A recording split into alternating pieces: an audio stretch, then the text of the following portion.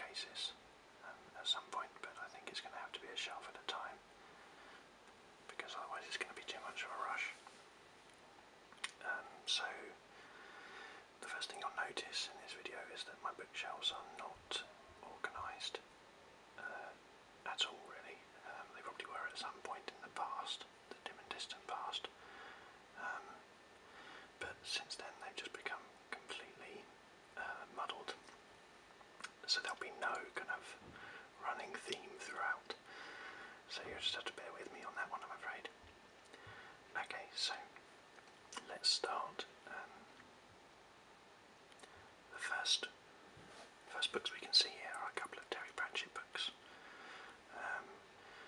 There are quite a few Terry Pratchett books on this shelf, but we'll get to them. Above them is a kind of random philosophy book, which I think came free with a newspaper with the Times at some point. I think I only read half of it. If we go behind those, the first things we can see are Red Dwarf. So yeah, I love Red Dwarf, both the books and the show. Next we've got some Asimov.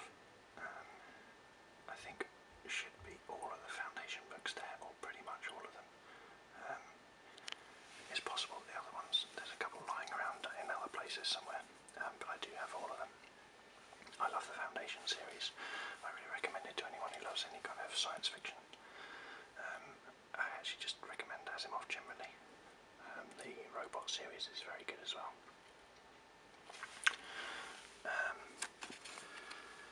Next we've got some Neil Gaiman.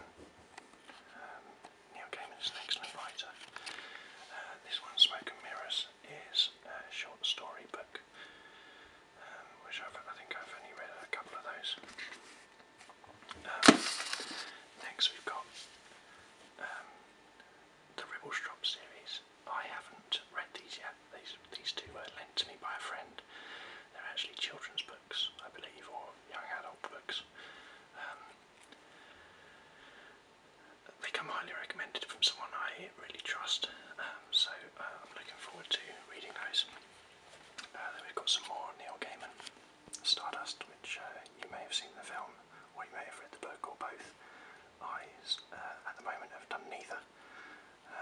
I only bought Stardust a couple of weeks back. More Terry Pratchett.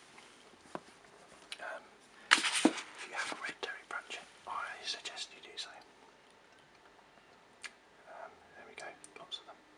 My favourite Terry Pratchett ones are the witch ones. So, Weird Sisters is one of those. I know lots of people who prefer the Night Watch ones, such as Guards there, and Men at Arms, which is there. But they're all good. Okay, so then we've got two books there, Boxer Beetle and the Cello Suites, which again on my to-read list. The Cello Suites, I have to confess, I bought this purely for the title. I play cello, so anything involving cellos appeals to me. No idea what the book's going to be like. Yet more Neil Gaiman there. American Gods is an excellent book. Let's see what it says on the back quickly.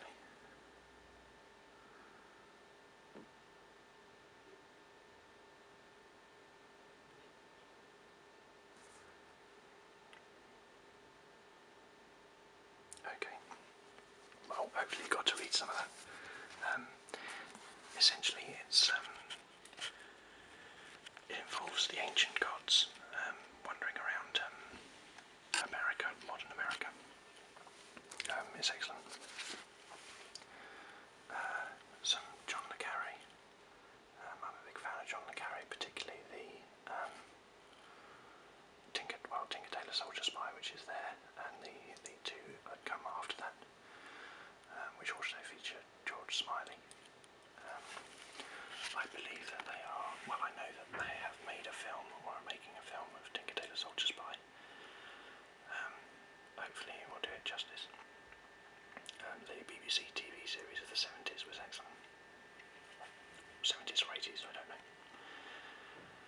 Philip Pullman, The Good Man Jesus and the Scoundrel Christ. I did enjoy this book.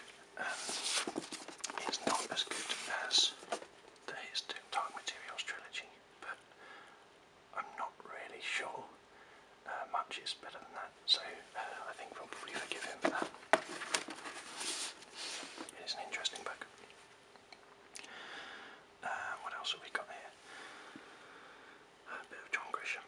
I'm not a huge John Grisham fan. I think this is the only John Grisham book I've got. It was okay. Tom Clancy. I do quite like Tom Clancy. I like The Hunt for Red October, and I like the film of this book as well. Just a really enjoyable film. Okay, Jasper Fforde. I do want to talk about Jasper Fforde for a little bit. Jasper Fforde is an author who I would recommend to pretty much anyone. Particularly if you like Terry Pratchett, then you really, really must check out Jasper Fforde. He is hilariously funny. His books are set in a kind of parallel England, in which kind of things are very similar but not quite the same. And the main series of books that he's written